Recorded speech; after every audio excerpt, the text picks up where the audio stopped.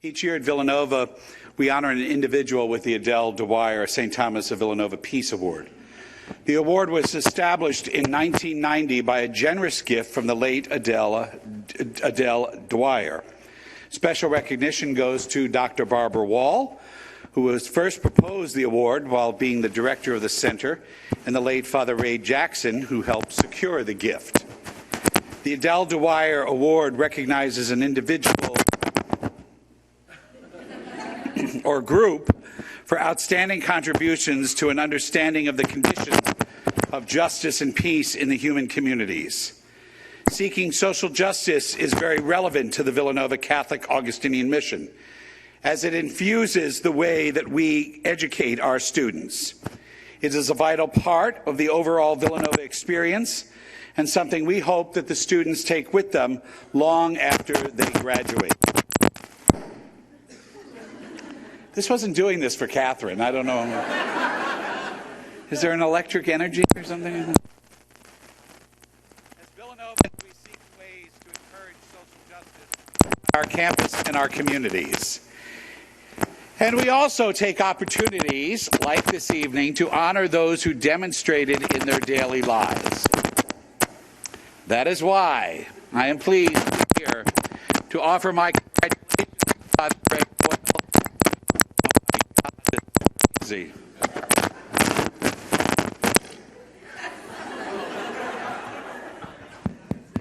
You just had to hit it. That is why I'm pleased to offer my congratulations to Father Greg Boyle, this year's recipient of the Adela Dwyer-St. Thomas of Villanova Peace Award.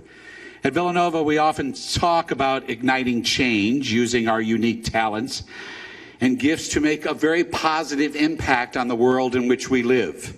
Father Boyle's work is a wonderful example to our students of how we can make a difference and support the common good by addressing the needs of your community. Father Boyle, as you know, is the founder of Homeboy Industries, the largest gang intervention, rehabilitation, and reentry program in the world. He is igniting change daily in his life by empowering one of the most vulnerable populations in the world. While serving as pastor of Dolores Mission Church, the poorest Catholic parish in Los Angeles, which also had the highest concentration of gang activity in the city, Father Boyle and his parish started what would eventually become Homeboy Industries. Homeboy Industry employs and trains former gang members in a range of social enterprises. Father Boyle saw a population at the margins of society, and instead of turning a blind eye, he tackled the issues on transforming countless lives in the process. He is a true champion of change, impacting those around him for the better. And as Father Boyle will speak to you tonight, I want you to look at the face, the image of wisdom. So when he finishes speaking and questions are posed to him, stay to hear what he says. Stay for the answers. Don't close your laptops and go running out. Let's show him true Villanova hospitality. So on behalf of the Center for Peace and Justice Education and the entire Villanova community, this Augustinian friar is very pleased to present to Father Greg Boyle, a Jesuit, the 2019 Adela Dwyer-St. Thomas of Villanova Award.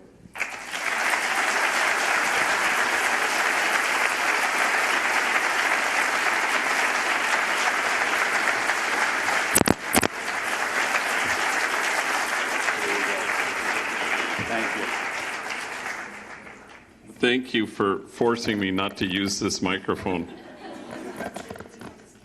No, I don't need a stand. I just don't want that. Aim it over to that section. Thank you for this honor and for the kind introduction. I think you mentioned everything. I did win a spelling bee in the 5th grade, but who would blame you for not mentioning that? You know, I think Dan Berrigan got this once, so I'm not the only Jesuit. Was there another Jesuit, maybe? We've given a few. A few Jesuits?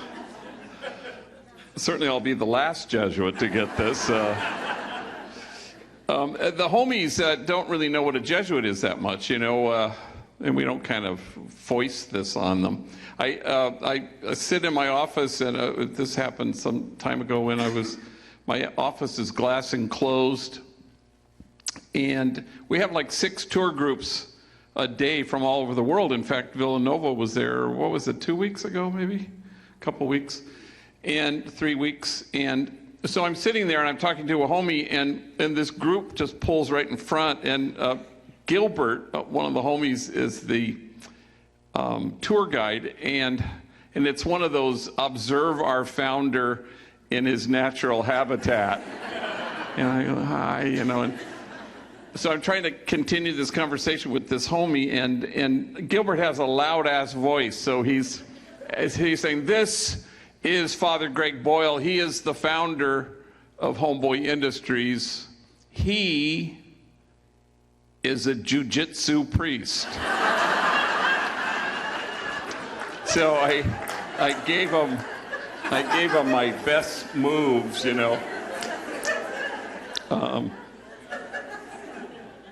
So it's a privilege to be here. I spoke here a long time ago, maybe 20 years. It feels like 20 years ago. I don't remember. But it's good to be here, and thank you for the kind invitation. It's the privilege of my life for 35 years to walk with gang members and to have my life changed and my heart altered. And the day won't ever come when I have more courage, or I am more noble, or I'm closer to God than the thousands and thousands of men and women who have walked through our doors at Homeboy. I think what brings you here tonight is really a kind of a sense of wanting the world to look differently than it currently looks. And good for you. We all want something to align better with the heart of our God. And so we feel this invitation, I think everyone in this room tonight, to imagine and create a community of kinship such that God, in fact, might recognize it. We want to imagine a circle of compassion, and then imagine nobody standing outside that circle. We want to go from this place to dismantle the barriers that exclude. What Martin Luther King said about church could well be said of your time here at Villanova. It's not the place you've come to, it's the place you go from. And you go from here to imagine something wildly different. Mother Teresa diagnosed the world's ills correctly when she suggested that the problem in the world is that we've just forgotten that we belong to each other. So how do we stand against forgetting that? I think what we're called to do is to go from this place and stand at the margins, because that's the only way that the margins can ever get erased, is by standing out at them. Look under your feet if you're at the margins. They're getting erased because you chose to stand there. And you stand with a certain particularity with the poor and the powerless and the voiceless, and you stand with those whose dignity has been denied. And you get to stand with those whose burdens are more than they can bear, and with the easily despised and the readily left out. You get to stand with the demonized so that the demonizing will stop. And you get to stand with the disposable so that the day will come when we stop throwing people away. And you go to the margins, and you're going to have to brace yourselves, because the world will accuse you of wasting your time. But the prophet Jeremiah writes, in this place of which you say it is a waste, there will be heard again the voice of mirth and the voice of gladness, the voices of those who sing. You go to the margins, and suddenly other voices get heard. Well, I think none of that makes any damn sense at all, except were it not for the fact that your notion of God was large enough to contain it. Years ago, I had a spiritual director who said to me, you know, we need a better God than the one we have. He was a jiu-jitsu priest. I'm just saying. But of course he's right, because we've settled for a puny, partial God, and that gets us into trouble. All of us are doomed to imitate the kind of God we believe in. And then you're stuck there. If your God is tiny and puny and judgmental and exclusive, you're not going to be able to get past that. St. Ignatius of Loyola always talked about the God who was always greater. And so how do we land on this spacious, larger-than-life God? The God who loves us without measure and without regret. Meister Eckhart, a theologian and mystic who died like in 1390 or something. I just made that date up. All right, Google it on your phone and tell me how off I was. But he said, it's a lie, any talk of God that doesn't comfort you. And my sense of the world is we kind of don't believe that, because we think we have a God who wants something from us, as opposed to the God who only wants for us. I don't know why that's so hard to understand. I mean, there are a lot of parents in this room. You don't want anything from your kid. You only want for your kid. Why is that so hard? But it's hard. My friend Anne Lamott always says, you know you've created God in your own image when God hates the same people you do. And that's how it works. You know, we create God in our own image. And we project onto God all this kind of notion, you know. You know, the homies teach me so many things. And their hearts are so noble. And they've carried more than I've ever had to carry. But I always enjoy how they mangle the English language, because it's not just charming. It's always kind of illuminating. And they kind of out Yogi Berra, you know. And I like, for example, there was a homegirl named Lisa who came into my office at the end of the day. She was a trainee, a gang member, works on our program. But her man came to pick her up, and so she brings him into my office to introduce him to me, and she says, "This is my sufficient other." I said, "No doubt." You know, what allows me to be here tonight is I have a CEO, Tom Volso, who kind of runs the place, and it's nice to have somebody do that, because then I don't have to really worry like I used to about cash flow and meeting payroll and all that kind of stuff, and he does. But I had a homie in my office, and one of our trainees, was early in the morning as the day was beginning, and he said, "Damn, G, my lady, she is in a bad mood today." And I said, "Why?" "Well, you know, she's beginning her administration period." And I said, "Well, I just ended mine, so kind of know what she's going through." But my favorite one happened when I was presiding at Mass at San Fernando Juvenile Hall. And, you know, there were like 500 kids in the gym, mainly all gang members, all male. And I'm sitting up on a stage like this, and I'm vested in my Alban stole, and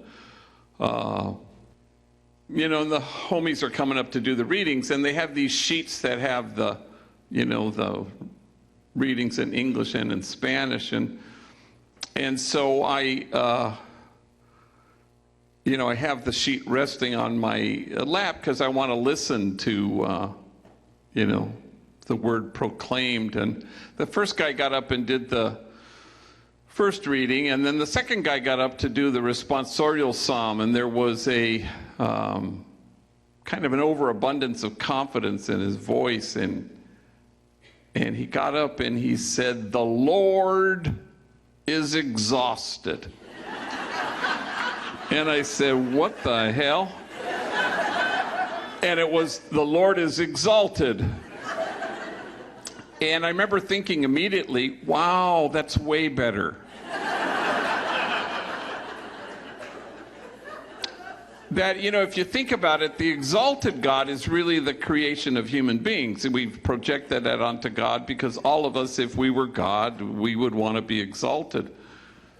But the exhausted God is closer to it. You know, it's generous. It's not about me. It's about you. I don't want anything from you. I just want for you. Behold the one beholding you and smiling. Yeah, we're getting closer. I buried my 92-year-old mama a brief time ago, and she had 8 kids and 5 girls and 3 boys, and I buried my dad like 25 years ago, and she died as we all would want to, you know, in her own home, in her own bed, surrounded by her kids. And she was sharp as a tack even to the end, you know. I mean, she watched in the last year of her life so much MSNBC, she was becoming Rachel Maddow, which was something to behold. And she wasn't a lick afraid of dying, and she... in fact, a couple months before she died, she said, like with exhilaration, you know, "I've never done this before." You know, which was like something you might say just before skydiving. And in fact, her last words to me were, you know, she was asleep, and this never happened, but I was all alone, you know, sitting at the foot of her bed, and she opened her eyes and she saw me there, and she said, "Oh, for crying out loud." And she went back to sleep. Well, she was pissed off that she hadn't died, you know, and sorry. Well, you know, in the last days of her life, you know, all her kids were standing around her bed, and she would kind of come in and out of consciousness, and she'd lock on to one of us, you know, and she would say with breathless delight, "Ah, you're here. You're here." And after we buried her, I thought, yeah, I think that may be the singular agenda item of our exhausted God. You know, to look at you with breathless delight and say, "You're here. You're here. Behold the one beholding you and smiling."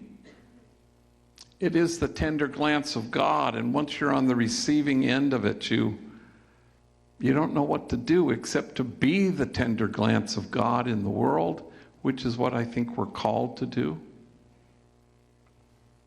The Pope talks about a revolution of tenderness.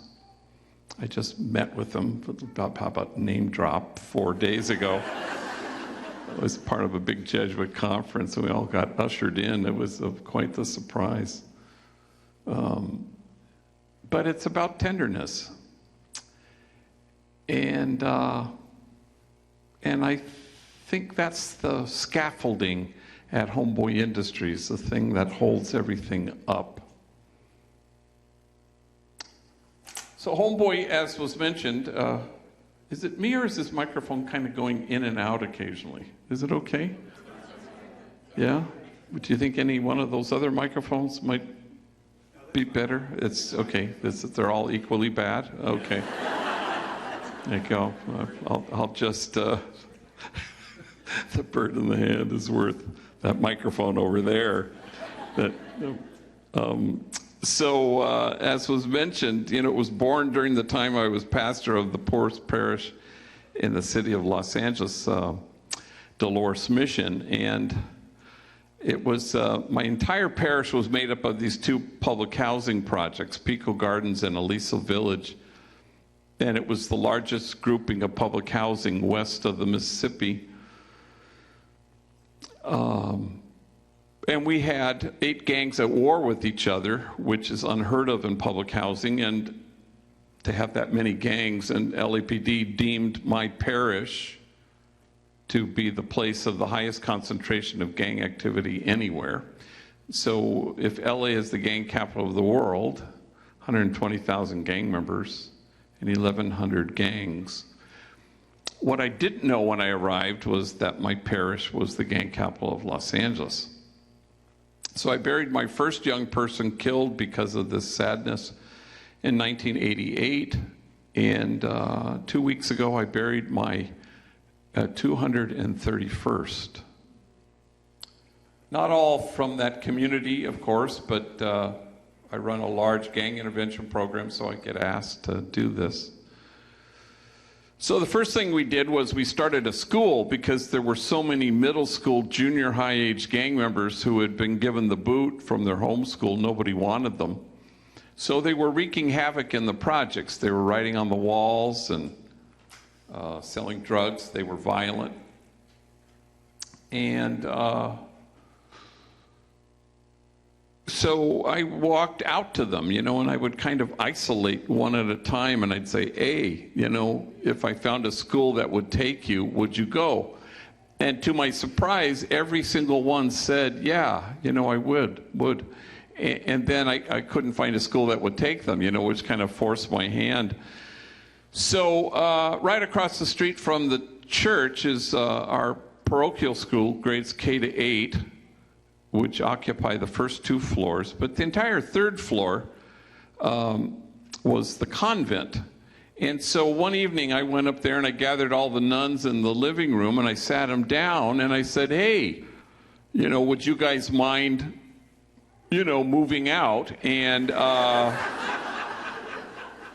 we could turn the convent into a school for gang members. And I remember they looked at each other and they went, sure. And that was the entirety of their discernment process. And so we were off and running. And so gang members came from every corner of the parish, and which was pretty dicey because they hated each other. It was really an odd, we had fights, multiple fights a day. It was intense, but there they were. And a parishioner started to kind of sidle up to me and say, wait a minute, aren't churches supposed to be hermetically sealed? Good people in and bad people out, which I thought was a good gospel challenge. And then the gang members said, if only we had jobs. And so myself and the women in the parish, mainly the parish made up of women and children in public housing. So myself and the women, we marched around the factories that surrounded the housing projects, trying to find felony-friendly employers, and that wasn't so forthcoming. So we just started to invent things. A maintenance crew, landscaping crew, a crew to build our child care center, a crew to remove graffiti, all made up of rival enemy gang members from the 8 gangs in the parish. Then in 1992, after the Rodney King verdict, the whole city of Los Angeles exploded. Every pocket of poverty ignited except my parish. And so the LA Times wanted to know why that was, so they came and asked me a bunch of questions. And I found myself saying, well, maybe it had something to do with the fact that we have 60 strategically hired gang members who work side by side with each other every day. And they have a reason to get up in the morning and a reason not to gangbang the night before, and more to the point of your question, a reason not to torch their own community. So the next day the article appeared, and then the following day I was summoned by a movie producer named Ray Stark, who happened to have $500 million. And he called me into his Beverly Hills office, and he said, "How should I spend my money?" I can look back on it now and see that I woefully undershot my request, but I was young. I said, "Well, I don't know. There's an abandoned bakery across the street from the school. It's got ovens. They don't work. You could buy the place. You could fix the ovens. I don't know. We could put hairnets on rival enemy gang members. They could bake bread. We could call it Homeboy Bakery." That was the entirety of my business plan. And he said, "Sure." And we were off and running again. And a month later, we started Homeboy Tortillas in the Grand Central Market.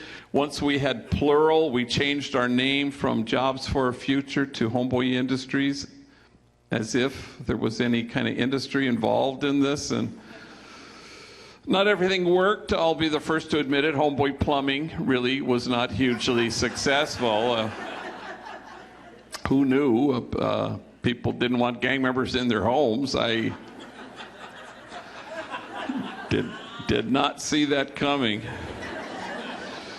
And nobody ever intends to do this, but you've already been told twice that we're the largest gang intervention rehab reentry program on the planet. So we sort of evolved into that. We just backed our way into it.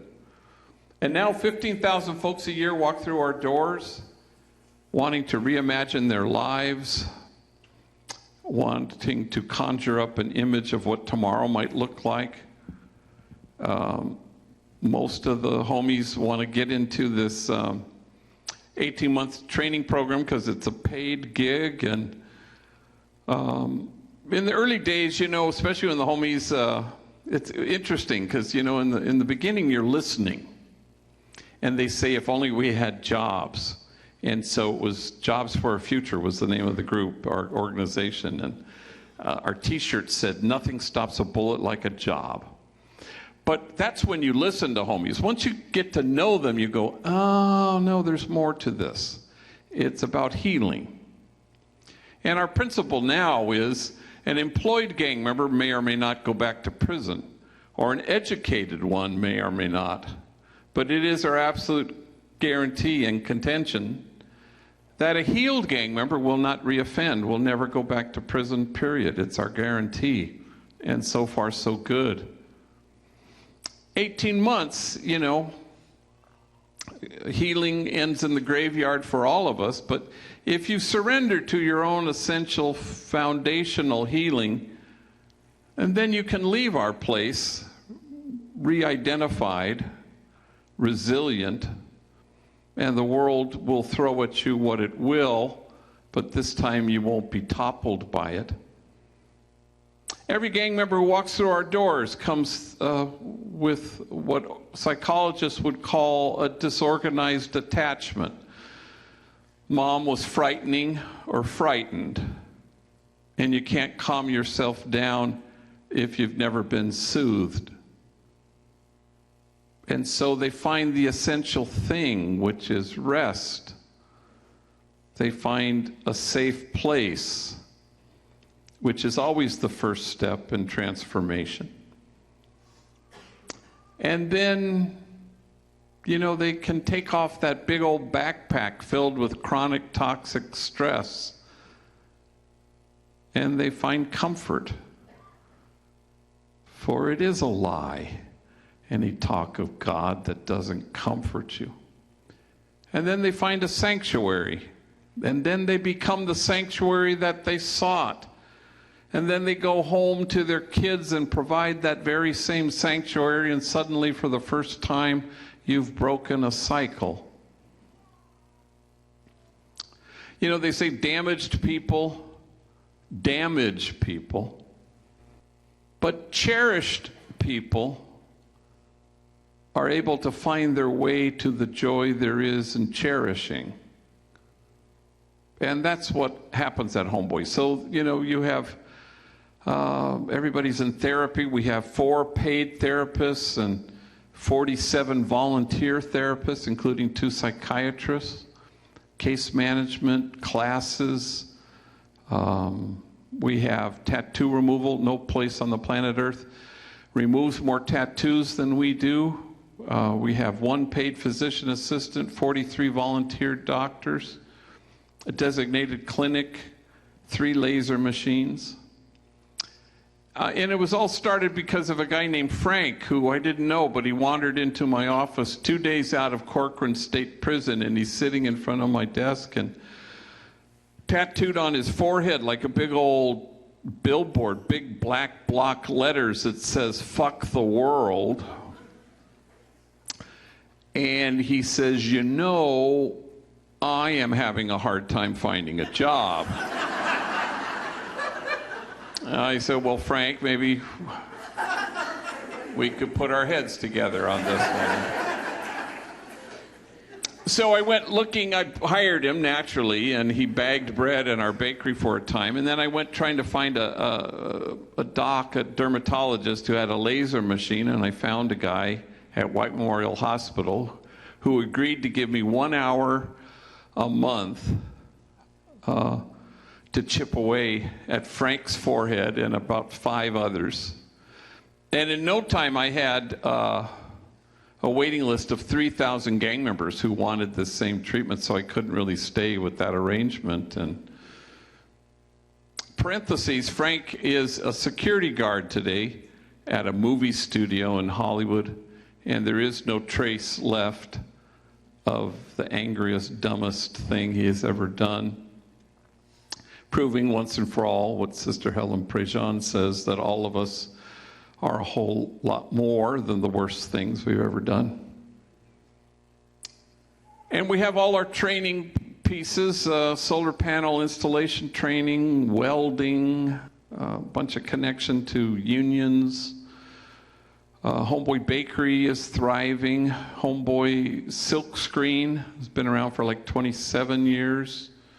Homeboy Homegirl Merchandise, where we sell our logo stuff. We have Homeboy Diner, the only place you can buy food at City Hall in Los Angeles. If you ever fly American Airlines to LAX, we're in Terminal 4. We have a restaurant there. Farmers markets. We have a thing called Homeboy Grocery, where we sell chips, salsas, and guacamole in supermarket chains on both coasts. Stop and Shop, is that here? Yeah. And I always leave something out. Oh, Homeboy Recycling, where we recycle electronic waste. And Homegirl Cafe, where women with records, young ladies from rival gangs, waitresses with attitude will gladly take your order. And they cater. It's kind of a who's who. You're going to run into people there who, a lot of celebs and movie stars and elected officials, Jim Carrey and Jack Black and Forrest Whitaker. Joe Biden, Vice President Joe Biden, when he was Vice President with only 2 hours notice from the Secret Service, he showed up with motorcade and entourage and selfies with Uncle Joe. And once, most famously of all, Diane Keaton, Oscar winner, movie star, Godfather movies, Annie Hall. She's there, and her waitress is Glinda, and Glinda's a big girl, been there, done that, tattooed, felon, parolee, gang member. She has no idea who Diane Keaton is, and so she's taking her order, and Diane Keaton says, "Well, what do you recommend?" And Glinda rattles off the 3 dishes she particularly likes, and Diane Keaton says, "Well, I'll have that second one. That sounds pretty good, And it's at that moment something dawns on Glinda. She looks at Diane Keaton. She says, "Wait a minute. I feel like I know you from somewhere. Like maybe we've met." And Diane Keaton decides to deflect it humbly. "Oh, gosh, I don't know. I suppose I have one of those faces that people think they've seen before." And then Glenda goes, no, now I know. We were locked up together. Yeah, that just took my breath away. I don't believe we've had any further Diane Keaton sightings now that I think of it. But suddenly kinship so quickly, Oscar-winning actress, attitudinal waitress, exactly what God had in mind, and we need go no further than to hear Jesus speak to the gathered, that you may be one. All of us are called to be enlightened witnesses, people who through your kindness and tenderness and focused, attentive love, return people to themselves. At Homeboy, you know, we're allergic to the notion of holding the bar up and asking gang members to measure up. Mainly because our exhausted God doesn't do that with us.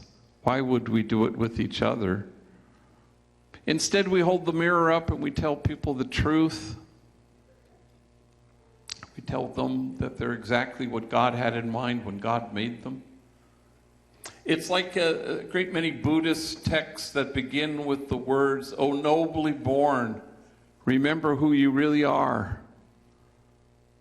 Or like the Christmas carol that has that one line, "Long lay the world in sin and error pining, till he appeared, and the soul felt its worth." And yeah, it's about Jesus, and yeah, it's about Christmas. But how is it not the job description of everyone sitting in this hall? You appear, and the soul feels its worth. And it is exquisitely, magnificently mutual. In the original covenantal relationship, God says to God's people, "As I have loved you, so must you have a special preferential care and love for the widow, orphan, and the stranger." And God has identified these subgroupings of the poor because God thinks these are the folks who know what it's like to have been cut off. And because they have suffered in exactly this way, God thinks these are the folks who happen to be our trustworthy guides to get the rest of us to the kinship of God. So don't think for a second that you go from this place to stand at the margins to make a difference. We're invited there so that the folks at the margins make us different. And so we're invited as enlightened witnesses to tell the truth and to hold up the mirror and have people inhabit the truth of who they are, and everybody exquisitely, mutually inhabits that truth. They become that truth. And no bullet can pierce it, no four prison walls can keep it out, and death can't touch it. But at Homeboy, we know that you have to reach in, and everybody is helping dismantle the messages of shame and disgrace that get in the way, that keep people from seeing their truth.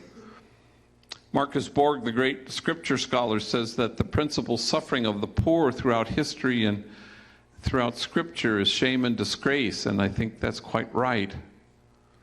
In the Acts of the Apostles, they have this one line that kind of leaps out at you, and it says simply, "And awe came upon everyone." And it suggests that the measure of health in any community at all, including this one, may well reside in our ability to stand in awe at what the poor have to carry, rather than stand in judgment at how they carry it. So a number of years ago, I was invited to speak to 600 social workers in Richmond, Virginia. And it was what we call in the biz a gang in service. So 600 social workers pile into a hotel ballroom, and then they have workshops, breakout sessions, keynote addresses. It's all about learning how to deal with gangs. And I had been to a number of these places, and so I was invited, figuring I was, maybe do a keynote or something, and so I bought my ticket. Well, a week before I was to fly, I pull out the original letter that invited me, and to my horror, I discovered that I was to be the only speaker all damn day from 9 to 5, and I said, oh, hell no. And so I called two homies in, Andre and Jose, and I sit them down, and both of them are trainees, like in their 9th month out of their 18 months. And I sit them down, and I said, look, at the end of the week, you're flying with me to Richmond, Virginia. I'd like you to get up in front of 600 social workers and tell your stories. Take your time, because we got a long-ass day to fill. Well, I'd never heard their stories, and Jose gets up first, and he's 25 years old, and gang member, tattooed, been to prison. At that particular juncture in all the phases we have at Homeboy, he landed as a very valuable member of the substance abuse team, a man solid in his own recovery, and now he's helping younger homies and homegirls with their addiction issues. So not only had he a stretch of time in prison, but he also had a long stretch as a homeless man, and an even longer stretch as a heroin addict. And so he gets up in front of 600 social workers and he says, I guess you could say my mom and me, we didn't get along so good. I think I was 6 when my mom looked at me and said, why don't you just kill yourself? You're such a burden to me. Well, 600 social workers audibly gasp, and he says, it sounds way worser in Spanish, he said to them. And it was odd. I've never seen this. We got whiplash going from gasp to laugh. But then he continued, I think I was 9 when my mom drove me down to the deepest part of Baja California, and she walks me up to an orphanage, and she knocks on the door, and the guy comes to the door, and she says, I found this kid. And she left me there for 90 days until my grandmother could get out of her where she had dumped me, and my grandmother rescued me. My mom beat me every single day of my elementary school years with things you could imagine and a lot of things you couldn't. Every day my back was bloodied and scarred. In fact, I had to wear 3 t-shirts to school every day. First t-shirt because the blood would seep through. Second t-shirt, you could still see it. Finally, the third t-shirt, you couldn't see any blood. Kids at school, they'd make fun of me. Hey, fool, it's 100 degrees. Why are you wearing 3 t-shirts? And then he stopped speaking, so filled with emotion, overcome. And he seemed to be staring at a piece of his story that only he could see. And when he could regain his speech, he said through his tears, I wore 3 t-shirts well into my adult years because I was ashamed of my wounds. I didn't want anybody to see them. But now I welcome my wounds. I run my fingers over my scars. My wounds are my friends. After all, How can I help heal the wounded if I don't welcome my own wounds? And awe came upon everyone. The measure of our compassion lies not in our service of those on the margins, but only in our willingness to see ourselves in kinship with them. For the truth of the matter is this: if we don't welcome our own wounds, we may well be tempted to despise the wounded.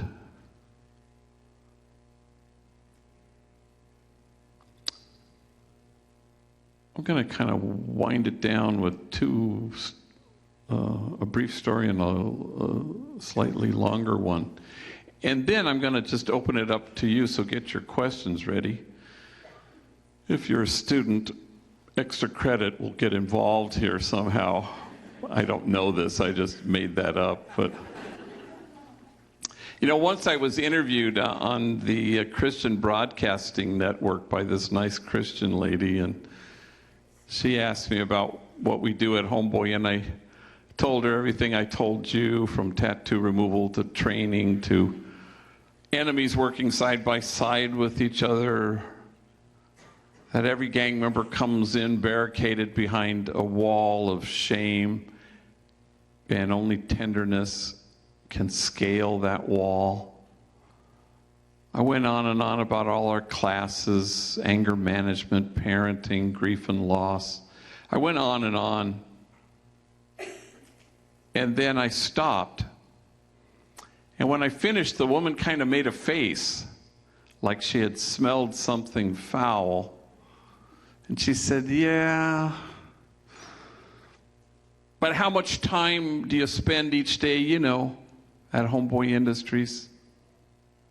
Praising God." I didn't know what to say. So I said, "All damn day." I don't think she liked that answer very much. But it begs this question, and I'll end with this. What kind of praise does our exhausted God have any interest in? So it occurs sometimes to universities to force their students to read my books against their will. I know you don't know what I'm talking about, but I'm not complaining. But I was invited by my alma mater in Spokane University, Gonzaga, who ruined my bracket every year. And so they had forced their incoming freshman class to read Tattoos on the Heart, and so could I come up and speak? And I said, sure. And they said, could you bring two homies with you? And I do it when people will pay for it, and when things aren't complicated, because I just came from Rome and now I have all these other talks. It was too complicated to bring homies this time, and so I've done this probably 1,000 times, with men and women, and I always pick homies in the same way. I always pick enemies among our trainees, guys who used to shoot at each other, to force them to share a hotel room just to mess with them, and I always pick homies who have never flown before, just for the thrill of seeing gang members panicked in the sky. I had two older vatos, and we were flying once from LAX to Washington, D.C., and one of them, dead serious, said, "Hey, gee, are we flying Virgin Airlines because it's our first time?" I said, well, yeah, it's a requirement. We'll be flying home on American. So I picked two homies. I picked Bobby, an African-American gang member who worked in our bakery at the time, and Mario, who at the time worked in our merchandise store. I've done this, like I said, 1,000 times with men and women. And I've never picked anybody quite like this guy, Mario. I mean, it was starting to freak me out a little bit. He was so petrified to the bone of flying. You know, homies are always nervous, but I'd never seen anything like this. He was hyperventilating. You know, I'd never seen somebody do that before. You know, and we hadn't even boarded the plane yet, you know, and so we're at Burbank Airport, which is kind of a small airport, big bay windows, Southwest Airlines. They don't have that hermetically sealed chute to board the plane. You have to walk out onto the tarmac like you're the president, and you climb up those steps to board the front of the plane. Big feature at Burbank, steps to board the back of the plane. And I'm sitting there with Mario, and Bobby's off exploring the airport, and our plane arrives. And it's early morning, and people are deplaning. And so I tell Mario, hey, Mario, yeah, that's going to be our plane. And I think, oh, God, he may die before we ever climb those stairs, you know. And then I see our flight crew arrives, pilots and flight attendants. And there are two female flight attendants, and they're both carrying very large cups of Starbucks coffee. And they're schlepping up the front stairs to board the plane. And Mario says, when are we going to board the plane?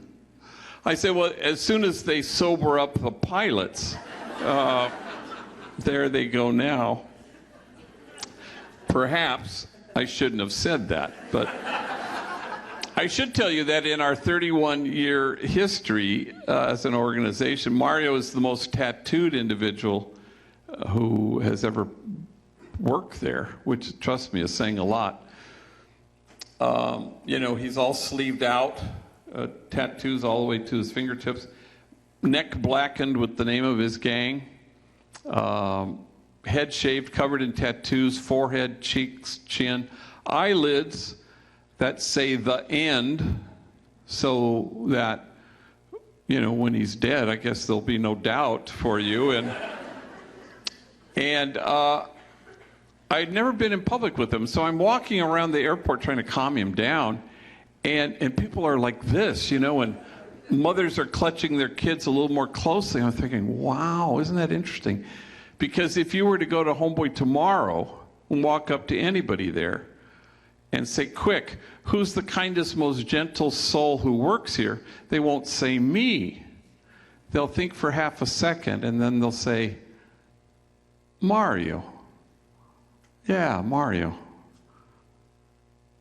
He works there now. Maybe some of you students who were there met him in the cafe. He works in the cafe. Mario is proof that only the soul that ventilates the world with tenderness has any chance of changing the world. He's proof of what Jean Vanier, the founder of the L'Arche community movement, says, that tenderness is the highest form of spiritual maturity. So we get to Gonzaga, and this always happens. You know, they have the big talk Tuesday night, 1,000 people. This is what they promise you. But they don't tell you about the 93 other talks, you know, classes and lunches and meetings and all damn day. So I tell Mario and Bobby, I'm not going to speak at any of these things. You get up. I'm going to sit in the back of the classroom. You get up, tell your stories. Well, they were quite nervous, especially Mario, but they did a good job. Stories of terror and torture and violence and abuse of every imaginable kind. And honest to God, if their stories had been flames, you'd have to keep your distance. Otherwise, you'd get scorched.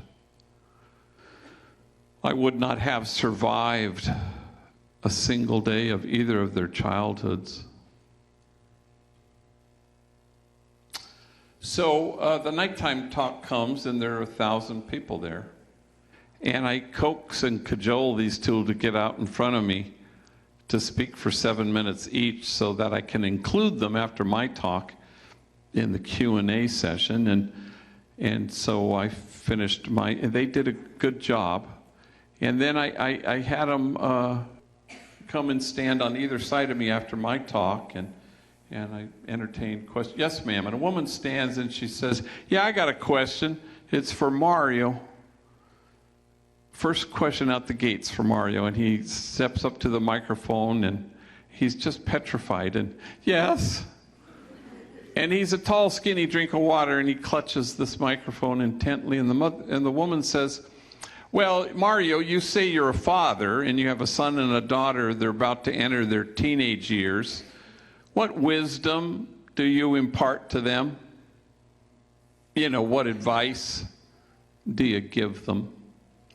And Mario closes his eyes, and he clutches the microphone with even greater intensity, and I can sense he's starting to tremble, and he's getting a friggin' hernia trying to come up with whatever the hell he's going to say. And when suddenly he blurts out, As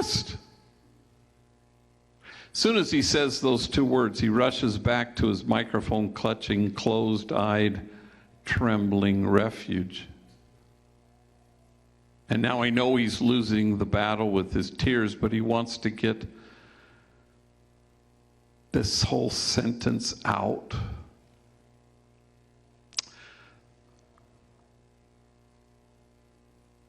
I just don't want my kids to turn out to be like me. And there's silence until the woman who asked the question stands, and now it's her turn to cry, and she says, why wouldn't you want your kids to turn out to be like you? You are loving, you are kind, you are gentle, you are wise. I hope your kids turn out to be like you. And 1,000 total perfect strangers stand, and they will not stop clapping. And all Mario can do is hold his face in his hand, so overwhelmed that this room full of strangers had returned him to himself. And let there be no doubt that everybody standing had been returned to themselves. And everybody looking at each other and saying, oh, nobly born, remember who you really are. And the soul feels its worth because we looked at each other and said, you're here. And so you go to the margins and you begin to cease to care if anyone accuses you of wasting your time. For in this place of which you say it is a waste, there will be heard again the voice of mirth and the voice of gladness, the voices of those who sing.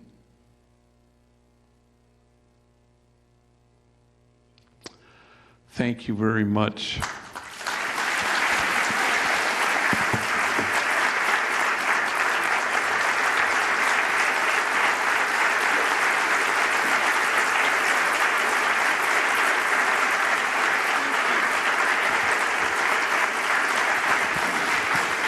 Thank you very much. So, we'll just take a few minutes here.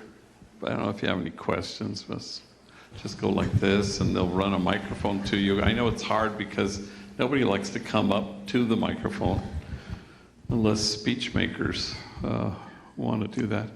Raise your hand, extra credit.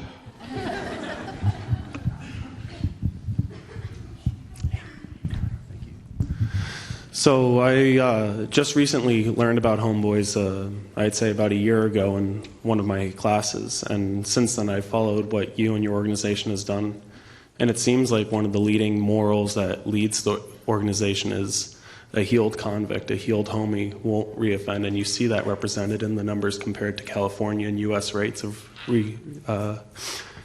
reconviction. I was wondering what it actually has taken to deal with something so variable as the different experiences of your homies when addressing how to heal them. First of all, your microphone is way better than mine. I just feel like I need to say that. So I don't know. I mean, I've grown a lot in this thing. This is a peace award that sort of generated. In the old days. Watch. Yes. In the old days, way better. Wow, I just did an hour. In the old days, because I had 8 gangs in my parish, and they all lived in the parish. I would do all these things: shuttle diplomacy, and peace treaties, truces, ceasefires.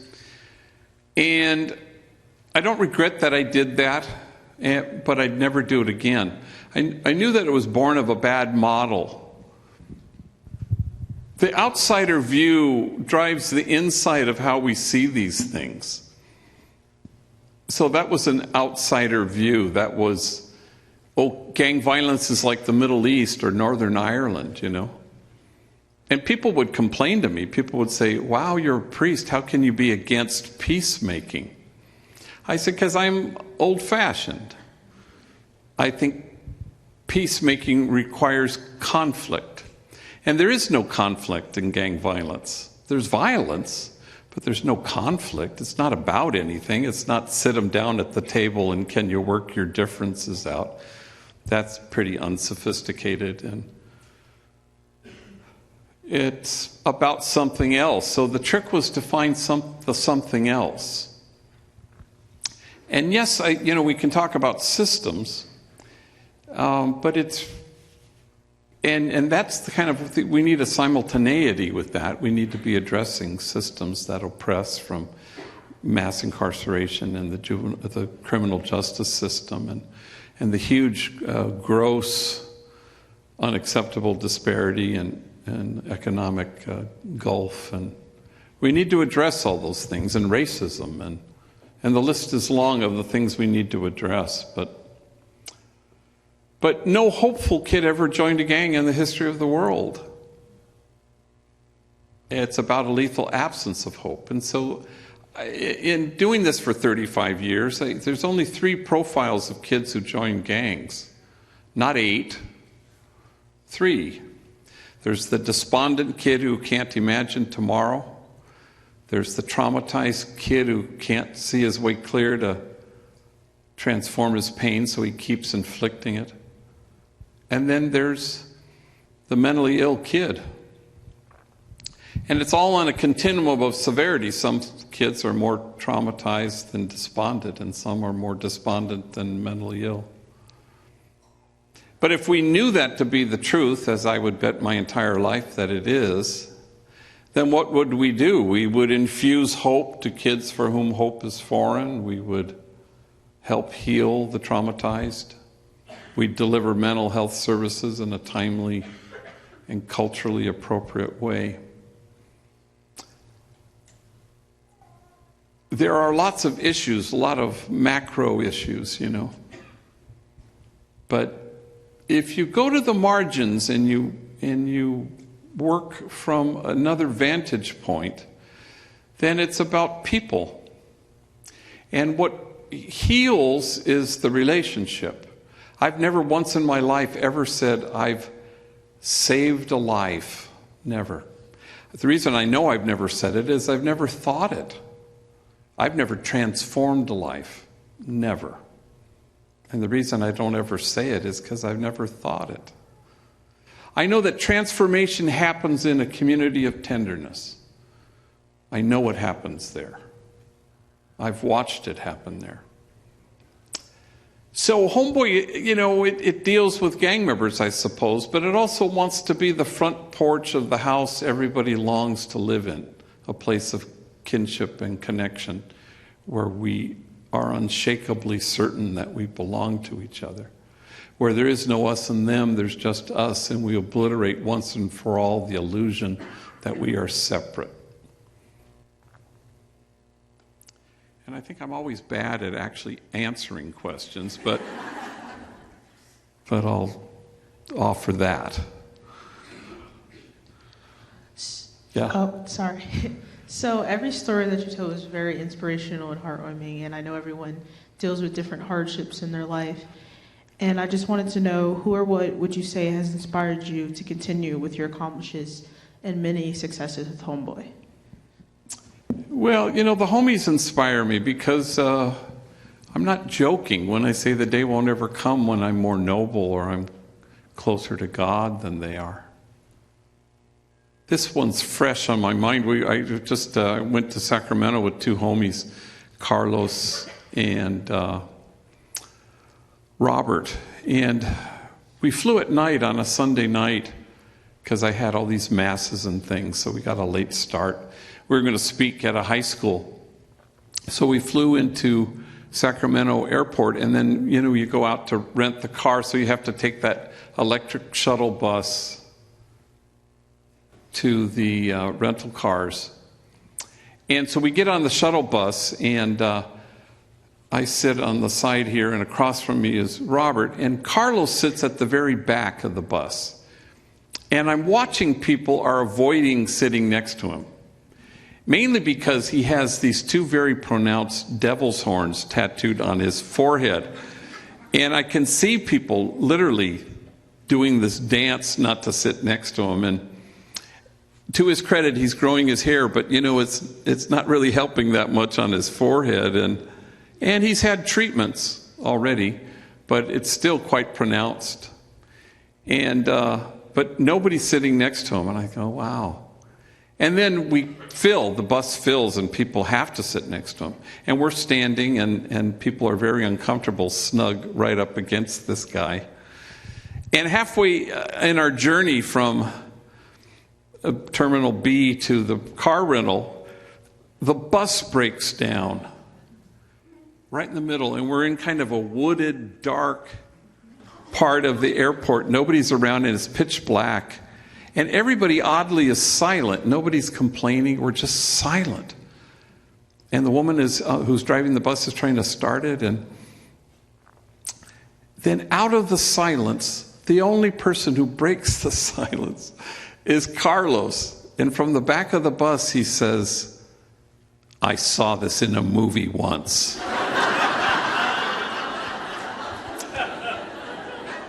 It does not end well. Well, the whole bus exploded in the most unanimous laughter.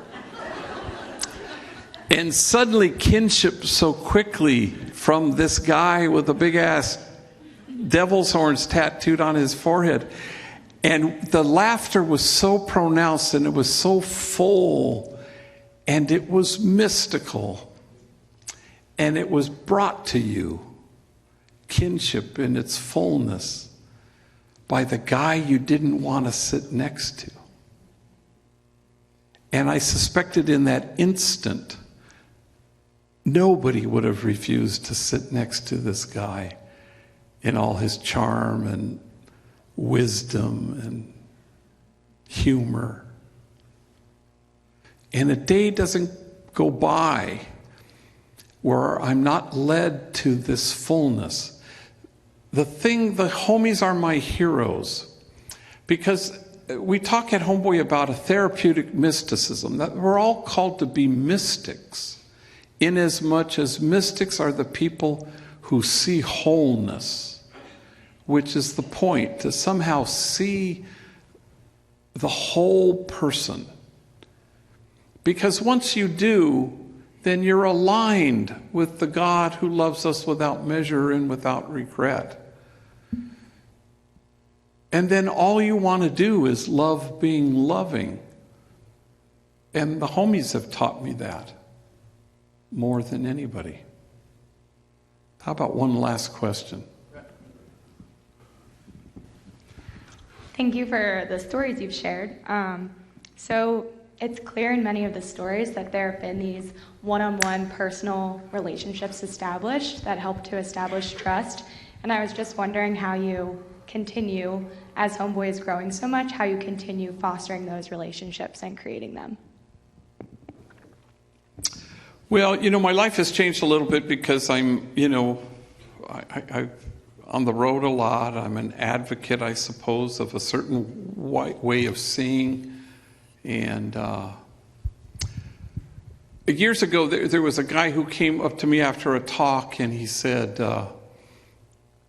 and he was a former gang member himself, and he worked in Houston as what we call in the biz a hardcore gang intervention worker. So he's working in the streets of Houston with gang members. And he kind of pleaded with me, and he said, how do you reach them?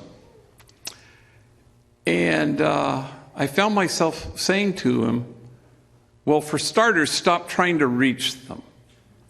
Can you be reached by them? And that has sort of turned on its head everything that I do at Homeboy. I don't try to reach gang members. I don't try to fix, transform, redeem. I don't do any of that stuff. I know that the secret of keeping this eternally replenishing for me is to allow yourself to be reached. So, this may come as a surprise, but I'm going to end with a story to illustrate that point. And I'm feeling like my microphone is starting to do what the old one did. So there was a homie, I knew him when he was a little 13-year-old mocosito, and he was riding his bikes in the projects, a horrible family life. His name was Danny. And he had vowed to me once, I will never step foot in Homeboy Industries. So I knew him in the streets. He was always packing a gun. He put in work, as they say, for his gang.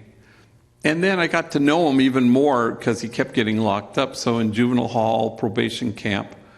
Finally, at 18, he went to prison, but just for 2 years, which is a short stretch for gang members anyway. In recovery, you always say it takes what it takes, and the same is true of gang recovery. It can be the death of a friend, the birth of a son, a long stretch in prison. For Danny, what it took was when he got out of prison 2 years later, he discovered that his mother had 6 months to live. She had pancreatic cancer. And Danny, came from had a lot of siblings, but there he was. I watched him. He was the hospice caregiver, so tender. All the more remarkable because, honest to God, this woman tortured him as a kid. Then she died. And a week later, I buried her. And a week after that, he walks into Homeboy Industries for the very first time. And I watch him working side by side with guys I know he used to shoot at because I was there. And I watch him laugh with his enemies. And I watch him pass his GED with the help of our tutors, and I watch him as he goes to community college. And one day he comes into my office, and he, at the end of the day, he said, what happened to me yesterday has never happened to me in my life. So he tells me how he got on the Gold Line, which is across the street from Homeboy headquarters, and he's taking it east to get home, the Chinatown stop. And he says the train is packed, but he's able to get a seat. And standing right in front of him, holding onto a pole, he says, is a medio pedo guy, a guy who's a little bit drunk. And he can see he's a homie because he has some tattoos on his hands, but he's an older guy. Danny doesn't know who he is. And he's hanging on to the pole. And Danny's wearing a sweatshirt that fills his whole chest, and it says, Homeboy Industries, jobs, not jails. And the little bit drunk guy sees the sweatshirt, and he says, hey, you worked there. And Danny doesn't know whether he should engage him or not, but he sort of nods. Is it any good? Danny shrugs, and he says, well, it's helped me. In fact, I don't think I'm going to go back to prison again because of this place. So then Danny stands, and he reaches into his pocket, and he pulls out a pen and finds a little blank piece of paper in his other pocket, and he begins to write the address of Homeboy Industries on this piece of paper. And as he's telling me the story, he says, I couldn't believe I knew the address by heart. So when he finishes writing it and he hands it to the little bit drunk guy and he says, "Come and see us. We'll help you." And the guy studies the piece of paper and he looks at Danny and he says, "Thank you." And the train stops and the guy gets off and Danny sits down. Now, in the telling of the story, Danny returns to that earlier refrain. What happened to me yesterday has never happened to me in my life. Everyone on the train was staring at me. Everyone on the train was nodding at me. Everyone on the train was smiling at me. And now he can barely speak. And for the first time in my life, I felt admired.